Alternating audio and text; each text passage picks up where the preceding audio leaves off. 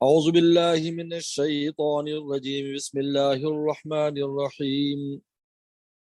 ألم تر إلى الذين أوتوا نصيبا من الكتاب يشترون الضلالة ويريدون أن تضلوا السبيل والله أعلم بأعدائكم وكفى بالله وليا وكفى بالله نصيرا من الذين هادوا يحرفون الكلم عن مواضعه ويقولون سمعنا وعصينا واسمع غير مسمع وراعنا ليا بألسنتهم وطعنا في الدين ولو أنهم قالوا سمعنا وأطعنا واسمع وانظرنا لكان خيرا لهم وأقوم ولكن لعنهم الله بكفرهم فلا يؤمنون إلا قليلا۔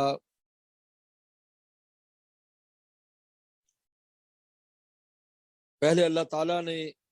ایمان والوں کے بعض تعدیوں کا ذکر کیا تھا جو حدود اللہ سے اور تقوی کے معاملے میں کرتے تھے۔ یہاں سے اہل کتاب کی قبائح اور مکر و فریب کو اور شرارتوں کو بیان کر رہے ہیں۔ اس کا مقصد ایک تو خود انہیں تنبیہ کرنا ہے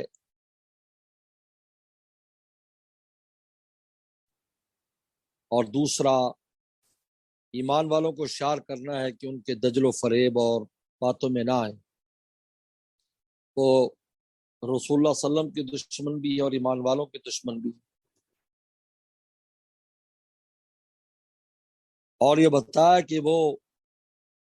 تحریف کرتے ہیں۔ تورات انجیل میں انہوں نے تحریفیں کی ہیں، لفظی تحریف بھی کی اور معنوی تحریف بھی کی، اور پیغمبر صلی اللہ علیہ وسلم کی خدمت میں الفاظ کس طرح بولتے ہیں، ان کا کیا معنی لیتے ہیں۔ اللہ تعالی نے ان کی اس دجل فریب کا پردہ چاک کر دیا۔ علم ترا، کیا آپ نہیں دیکھتے الذین اوتوا نصیب من الکتاب، ان لوگوں کو جن کو کتاب کا بہت بڑا حصہ دیا گیا، یعنی تورات جیسی کتاب دی گئی جو بہت جامع کتاب تھی۔ قرآن مجید سے پہلے سب سے جامع کتاب تورات تھی، یہاں تک عیسیٰ السلام بھی آئے تو وہ بھی تورات کے احکام پر عمل کرتے تھے اور کرواتے تھے۔ انجیل تو نصیحت کی صرف کتاب تھی، احکام کی کتاب تورات تھی۔ علم ترا، کیا دیکھتے نہیں الی الذین اوتوا نصیب من الکتاب، ان لوگوں کو جن کو کتاب کا بہت بڑا حصہ دیا گیا، یشترون الضلالہ، وہ گمراہی خریدتے ہیں، یعنی بجائے اس کے کہ ہدایت پاتے گمراہی خرید رہے ہیں، حق کو چھوڑ کر پیغمبر اسلام کی مخالفت کر کے گمراہی خرید رہے ہیں۔ وہ یریدون ان تضلوا السبیل، اور وہ چاہتے ہیں کہ تم بھی راستے سے بھٹک جاؤ، تمہیں بھی گمراہ کرنا چاہتے ہیں، خود بھی گمراہ ہیں، ایمان والوں کو گمراہ کرتے ہیں، سادہ لوگ مسلمانوں کے اندر شبہات پیدا کرتے تو الٹی سیدھی باتیں کرتے۔ اللہ تعالیٰ فرماتے ہیں واللہ عالم بأعدائکم، اللہ خوب جانتا ہے تمہارے دشمنوں کو۔ اگر تمہیں ان کی دشمنی کا پتہ نہ بھی چلے تو اللہ تعالیٰ خوب جانتا ہے، بس تم تسلی رکھو۔ وکفیٰ باللہ ولیٰ، اللہ کافی ہے دوستی کے لیے، وکفیٰ باللہ نصیرا، اللہ کافی ہے مدد کے لیے۔ اللہ تعالیٰ نے تسلی دی کہ میری دوستی اور میری مدد تمہارے لیے کافی ہے۔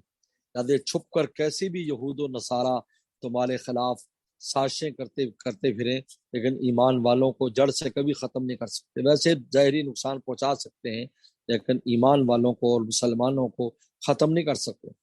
کیونکہ اللہ نے بشارت دے دی کفا باللہ ولیہ، اللہ کافی ہے حمایت اور دوستی کے لیے، کفا باللہ نصیرا، اللہ کافی مدد کے لیے۔ اب ان کی قبائح کو بیان کریں، من الذین ہادوا،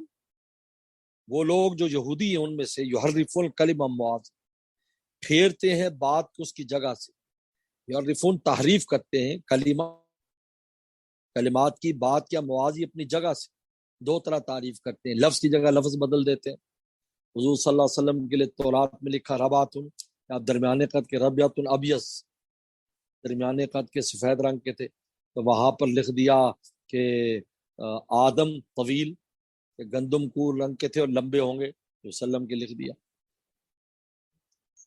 جتنی قرآن مجید نے کہا کتنی بشارتیں ہم نے وسلم کے بارے میں تورات انجیل میں دی ہیں، اور اتنی جو ہے ہم نے وہ صحابہ اکرام کے بارے میں دی ہے، کہاں ہے وہ؟ سب بدل گئی۔ سب اس میں سے ختم کر دیں۔ یہ تعریف لفظی کی ہے، اس لیے بعض لوگ کہتے تعریف لفظی نے، ایسا نہیں ہے، تعریف لفظی بھی کی، مانوی بھی کی۔ مانوی کی کوئی معنی بدل دیا، اس کا رجم کی آیات بدل دی، ان میں لکھی تھی رجم کی آیات، اس کی جگہ لکھ دیا جی منہ کالا کیا جائے اور بس ان کو بے عزت کیا جائے، جوتے مارے جائے۔ یہی وجہ ہے کہ تورات انجیل کے جو پوری دنیا میں نسخے ہیں سب ایک دوسرے سے مختلف ہیں، لاکھوں اختلافات ہیں آپس میں نسخوں۔ یہ دلیل اس بات کی کہ انہوں نے ہر ایک نے اپنی اپنی جگہ پر لفظ بدل ڈالے، ورنہ مانوی اختلاف تو ہوتا، لفظ تو وہی ہوتا نا، لیکن الحمدللہ قرآن مجید پورے عالم میں جہاں بھی پڑھا جائے گا ایک ہی قرآن مجید ہے۔ تو یحرف الکلمہ، تعریف کرتے ہیں بات کے معاوض کی جگہ سے،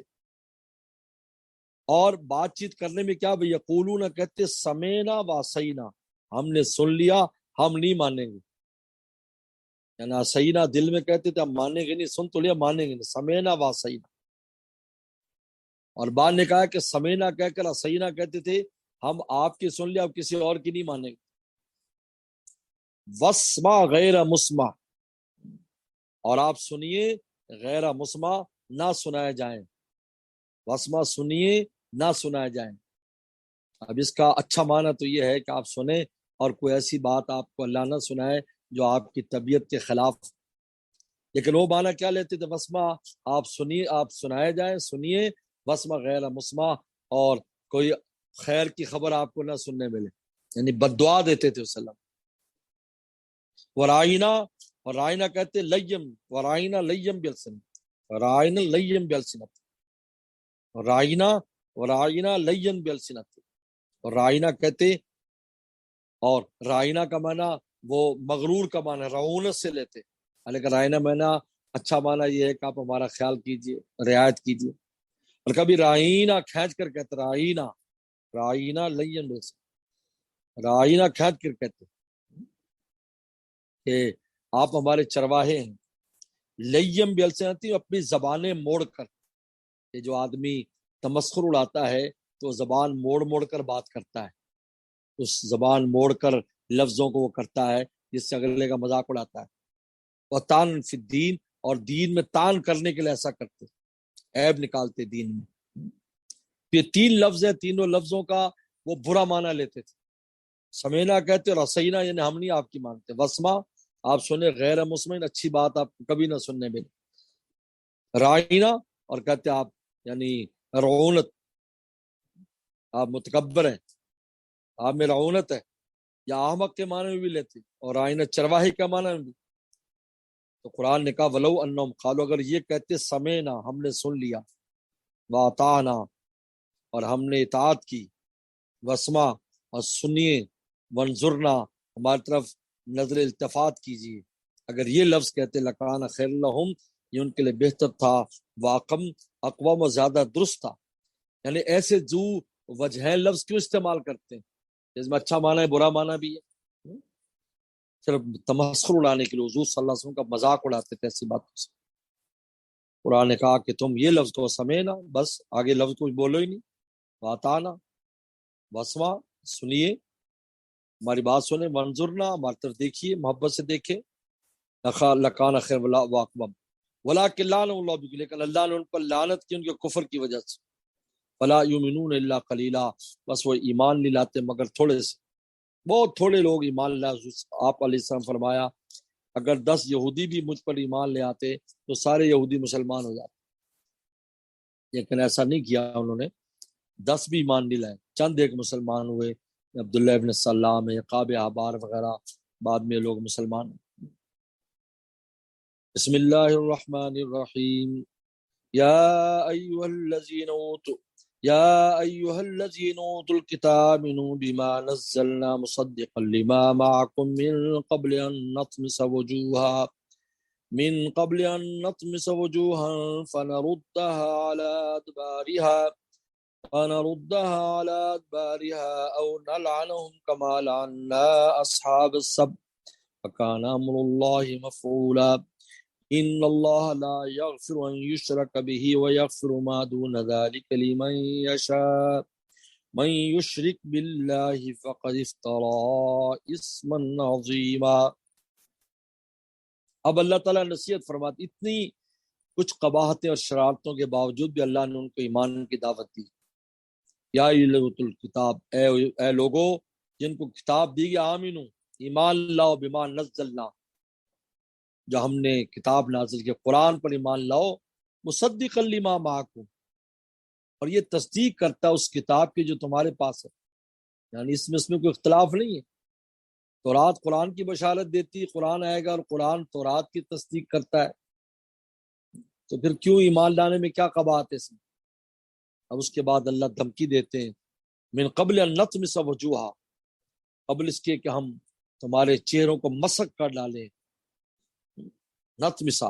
مٹا دیں تمہارے چہروں کو، فن والا ادباریہا، اور اس کو الٹ دیں ان کی پشت کی طرف۔ اس کے دو معنی ہے، ایک کہ چہرے بالکل پھر جائیں، اگلا چہرہ پچھلے والا آگے، گردن موڑ دی جائے، اور چہرے کے نشانات بھی منہ سے مٹا دی۔ اور ایک مطلب یہ ہے کہ پچھلا اور اگلا ایک جیسا ہو جائے، جیسے گدی ہے اسی طرح چہرہ بالکل کر دیا جائے، ایسا مسخ کر دیا جائے۔ اور اللہ کے لیے مشکل نہیں ہے، نطمس وجوہا، کہ ہم مٹا دے چہروں کو اور ہم اس کو پھیر دے پیچھے کی طرف، یعنی پچھلے چہرے کی طرح کر دیں، یا ہے کہ چہرے ہی الٹ دیں۔ اور نہ لعنہم، یا ہم ان پر لعنت کریں، کما لعنا اصحاب السبت، جیسے ہم نے لعنت کی تھی ہفتے والے دن والوں پر، یعنی ہفتے والے دن جن یہودیوں نے تعدی کی اور شکار کیا، اللہ نے اس کو اندر رسول کی شکل میں تبدیل کر دیا، تو ہم یہ بھی کر سکتے ہیں۔ کان امر اللہ مفعولا، اور اللہ کا حکم جو ہے وہ ہو کر رہتا ہے، لیکن اس کا یہ مطلب نہیں ہے کہ ایسا وقوع پذیر ہوئی، اللہ نے دھمکی دی ہے، ڈرایا ہے، یہ اس سے ضروری نہیں ہے کہ وقوع پذیر ہو، اس لیے بعض بحث شروع کر دیتے ہیں کہ ایسا ہوا تو نہیں، تو بھائی ہونا ضروری نہیں ہے، لیکن اللہ تعالیٰ نے کہا کہ ہم یہ بھی کر سکتے ہیں، ہم نے پہلے بھی کیا، ہم تم یہ بھی کر سکتے ہیں، ایسا بہتر ہے کہ تم ایمان لے آؤ۔ تو بہت سے یہود جو ہے وہ اس آیت کے بعد مسلمان ہو گئے۔ اس کے بعد اللہ تعالیٰ فرماتے ہیں، ان اللہ لا یغفر ان یشرک بہ، اللہ تعالیٰ ہرگز معاف نہیں کریں گے کہ اس کے ساتھ شریک کیا جائے، ویغفر ما دون ذلک لمن یشاء، اور معاف فرما دیں گے اس کے علاوہ اس سے کم جس کو چاہیں گے، یعنی شرک کا اور کفر کا گناہ معاف نہیں ہوگا۔ یہاں شرک میں کفر بھی شامل ہے، شرک کہتے ہیں اللہ کے ساتھ کسی شریک ٹھہرانا، اور کفر ایک اللہ ہی کا انکار کرنا، ضروریات دین کا انکار کرنا۔ یاد رکھو شرک کے اندر کفر بھی شامل ہے، کیونکہ جب کفر شرک سے کم درجہ نہیں ہوتا بلکہ اس سے زیادہ ہی ہوتا ہے، ضروریات دین کا انکار کر رہا ہے، تو کفر اور شرک معاف نہیں ہوگا۔ لیکن شرک سے تعبیر کیا ہے، مولانا شبیر عثمانی رحمہ اللہ فرماتے ہیں کہ رسول اللہ کے زمانے میں جب قرآن نازل ہوا تو 4 فرقے تھے، یہود تھے، عیسائی تھے، اور مشرکین مکہ تھے، اور مجوسی تھے۔ یہ 4 مذہب دنیا میں اس وقت رائج تھے، اور چاروں میں شرک پایا جاتا ہے۔ مشرکین مکہ تو مشرک تھے ہی، اور مجوس بھی مشرک تھے، کیونکہ 2 خداؤں کے قائل ہیں، ایک خیر کا خدا اس کو یزدان کہتے ہیں، ایک شر کا خدا اس کو اہرمن کہتے ہیں۔ اور عیسائی بھی مشرک تھے، حضرت عیسیٰ السلام کو اللہ کا بیٹا قرار دیتے ہیں، حضرت مریم علیہ السلام کو اللہ کی بیوی قرار دیتے ہیں، اور 3 جو ہے نا وہ اقانیم ثلاثہ کے قائل ہے کہ 3 مل کر ایک ہے، ایک مل کر 3 ہے، روح القدس اور اللہ تعالیٰ اور عیسیٰ السلام 3 مل کر ایک خدا ہے۔ اور یہودی جو ہے وہ بھی مشرک تھے، کیونکہ عزیر صلی اللہ علیہ السلام کو خدا کا بیٹا کہتے تھے، حالت یہود عزیر ابن اللہ، عزیر اللہ کے بیٹے، اب بھی دنیا میں عزیریہ فرقہ پایا جاتا ہے۔ تو اس لیے اللہ نے شرک سے تعبیر کیا، کیونکہ اس زمانے میں سب مشرکین ہی تھے، لیکن اس میں مطلقاً کفر بھی شامل ہے۔ یغفر ما دون ذلک لمن یشاء، اس سے اور معاف فرمائیں گے اس کے علاوہ ہر گناہ اللہ کی مشیت کے تحت، کبیرہ بھی ہوگا تو معاف فرما سکتے ہیں۔ ومن یشرک باللہ، اور جو اللہ سے شریک ٹھہرائے گا، فقد ترائی اسم عظیمہ، اس نے اللہ پر بہت بڑا طوفان باندھا ہے، بہت بڑا طوفان باندھا ہے۔ اللہ نے کب کہا ہے کہ میرے ساتھ شریک ٹھہراؤ؟ کون ہے جو اللہ تعالیٰ کے پاسنگ ہو سکتا ہے یا اللہ تعالیٰ کے برابری کر سکتا ہے؟ یہ اللہ تعالیٰ پر بہت بڑا الزام اور اللہ تعالیٰ پر بہت بڑا افتراء ہے۔ بسم اللہ الرحمن الرحیم الم تر الذین یزکون انفسهم بل اللہ یزکی من یشاء ولا یظلمون فتیلا انظر کیف یفترون علی اللہ الکذب وکفی بہ اثما مبینا۔ اب اللہ تعالیٰ یہود کی ایک خرابی بیان کر رہے ہیں کہ باوجود کفر اور شرک میں پڑے ہوئے ہیں، رسول اللہ صلی اللہ علیہ وسلم کی مخالفت کر رہے ہیں، اس کے باوجود اپنے آپ کو پاک کہتے ہیں کہ ہم پاک ہیں، کہتے ہیں ہم اللہ تعالیٰ کے بیٹے ہیں، ہم اللہ تعالیٰ کے محبوب ہیں، ہم جہنم میں نہیں جائیں گے، جائیں گے تو چند دن جائیں گے۔ اس قسم کے زعم اور اس قسم کی اپنے تزکیے کی باتیں کرتے ہیں۔ اللہ فرماتے ہیں علم ترا، دیکھتے نہیں ان کو، الذین یزکون انفسہم، جو اپنے آپ کی پاکی بیان کرتے ہیں، ان کو کیا حق ہے اتنی کفر و شرک کی نجاست میں پڑے پھر کہتے ہم پاک ہیں۔ باللہ یزکی من یشاء، بلکہ اللہ جس کو چاہتا ہے پاک کرتا ہے، اس کو توحید کی توفیق دیتا ہے، تقوی کی، نیکی کی توفیق دیتا ہے، اللہ پاک کرتے ہیں۔ ولا یظلمون فتیلا، اور دھاگے کے برابر بھی کسی پر ظلم نہیں کیا جاتا۔ آج ان پر جو لعنتیں ہو رہی ہیں اور پیغمبروں کے ذریعے ان پر لعنتیں کی گئی، رسول اللہ صلی اللہ علیہ وسلم کے ذریعے ان پر لعنتیں گئی، ان پر عذاب آئے، ان کو جلا وطن اور کیا کچھ ان کے ساتھ ہو رہا ہے، تو اللہ تعالیٰ ویسے تھوڑی کر رہے ہیں، یہ ان کی حرکتیں، ان کی قباحتیں اور شرارتوں کی وجہ سے ایسا ہو رہا ہے۔ انظر کیف یفتون اللہ الکذب، دیکھتے نہیں کیسے اللہ پر